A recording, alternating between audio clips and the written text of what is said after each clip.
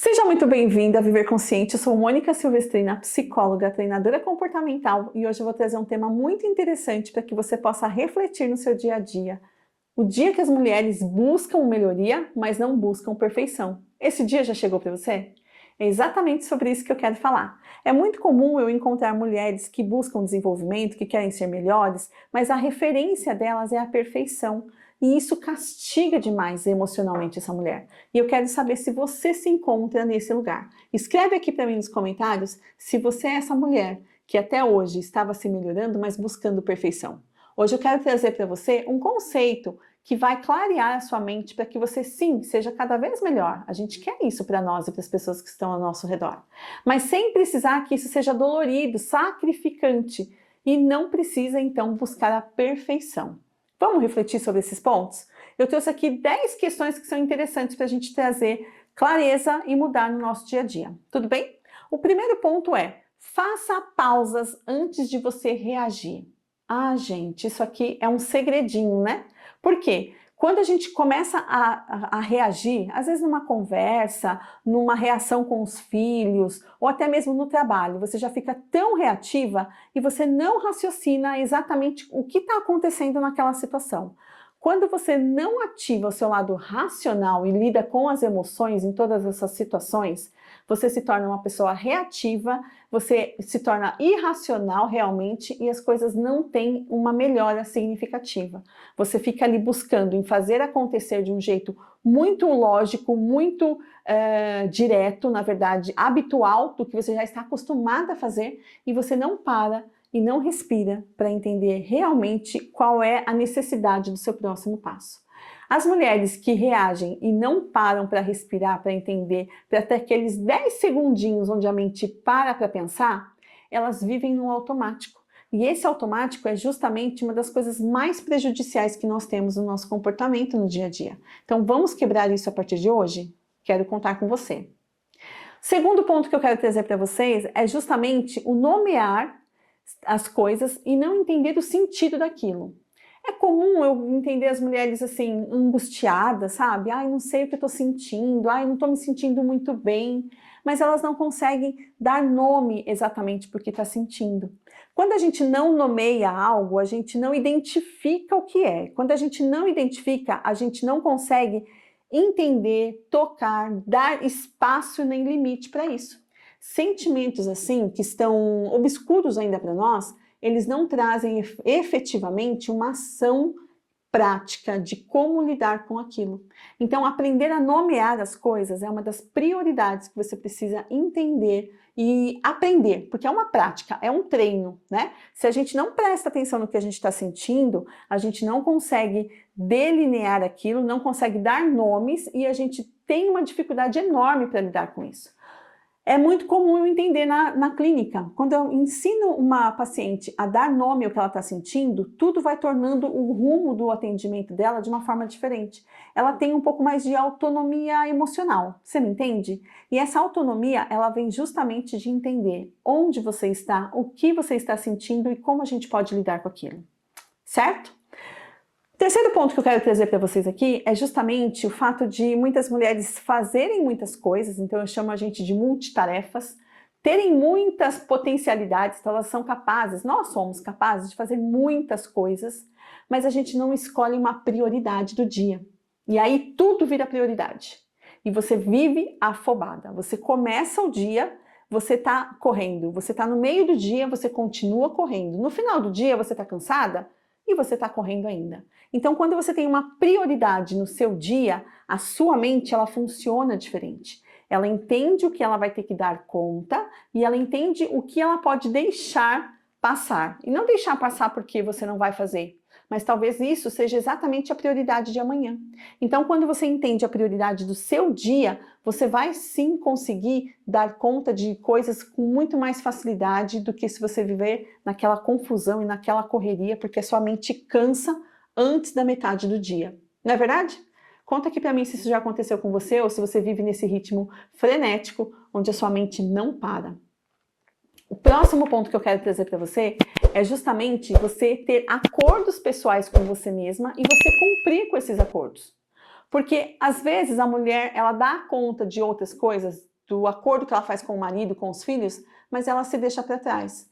Então, quando você começa a entender que você precisa dar conta dos acordos que você fez com você, e você vai colocar isso na agenda, quando você já dá conta de atender todas as outras demandas, e muda-se então essa prioridade, você percebe que você vai cumprindo seus acordos contigo e você vai se fortalecendo emocionalmente.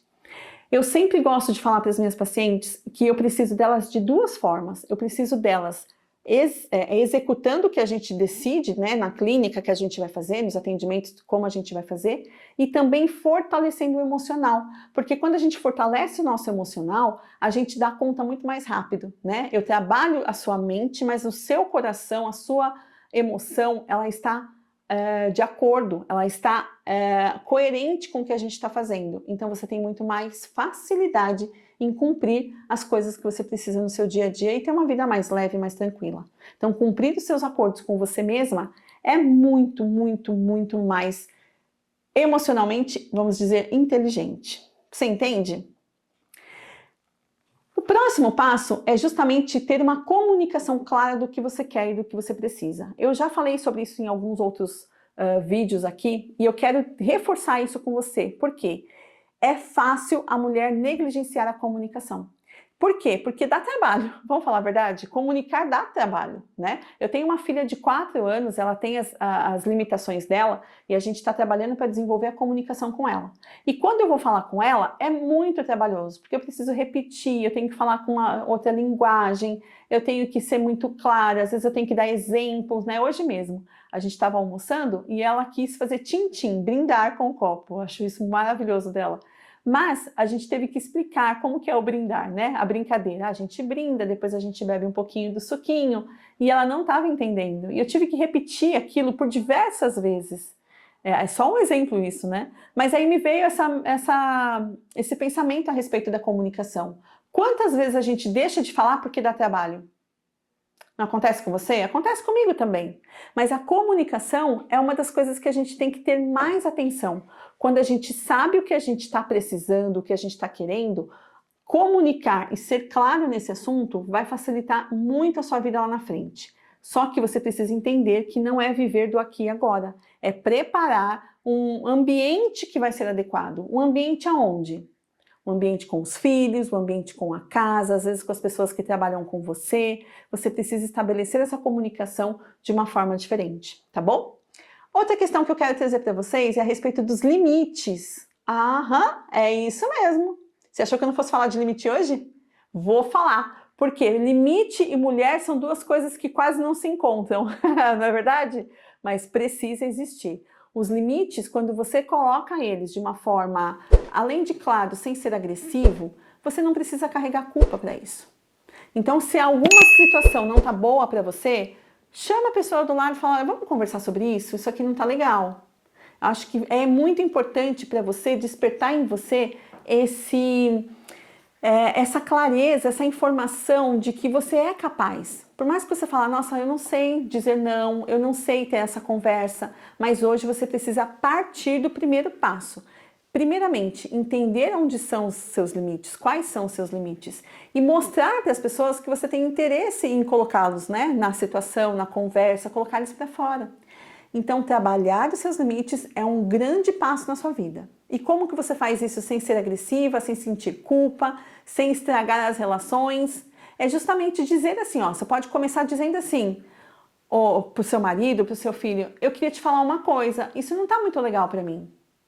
Por quê? Quando você dá esse comando, você dá essa palavra, essa frase, eles já começam a perceber que você não está tão feliz assim com o que está acontecendo. E você pode ir aos poucos criando segurança e confiança para se posicionar. Então comece a dar os primeiros passos em relação aos limites para que você consiga avançar. Porque essa comunicação, essa questão dos limites é um processo e é um treino que você precisa fazer com você mesma, tá bom? Quero também falar então sobre rever as suas escolhas e assumir alguns erros. Doeu aí agora? Quero falar sobre isso sim. Por quê? Quando a gente rever algumas escolhas, né? Quando a gente assume algumas escolhas e a gente olha e fala, nossa, eu tomei uma decisão errada, eu fiz algo que não foi legal. Com a primeira pessoa que você trabalha a lealdade é com você. A sua autoconfiança, ela vai se fortalecendo quando você se reconhece aqui nos seus pequenos erros.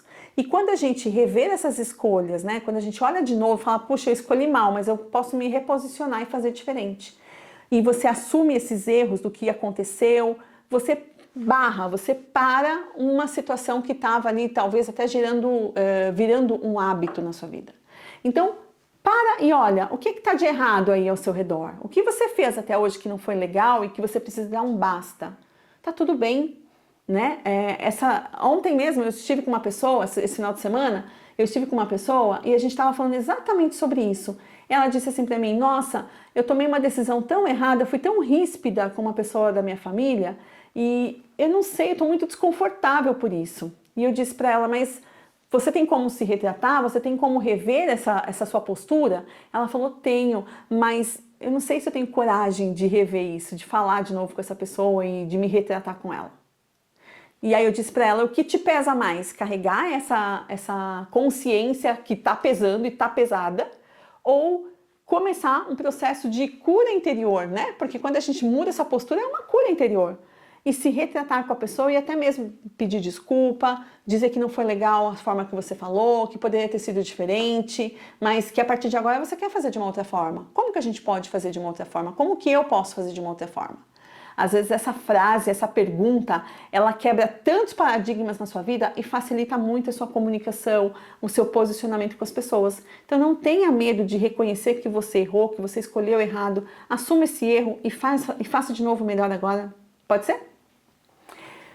A próxima parte que eu quero trazer para você, né, o próximo passo, e nós já estamos terminando, é observar exatamente aonde você investe a sua energia.